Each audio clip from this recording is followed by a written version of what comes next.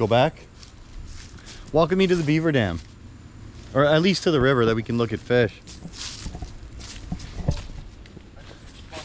Here by the propane tank. Oh, I got you. Pre-cut logs.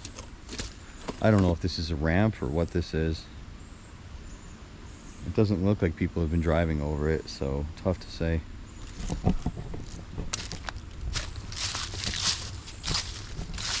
There's another one.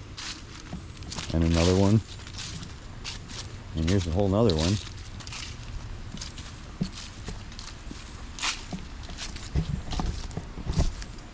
Alright, let's look for fish. Alright, I'm going to start a fresh video.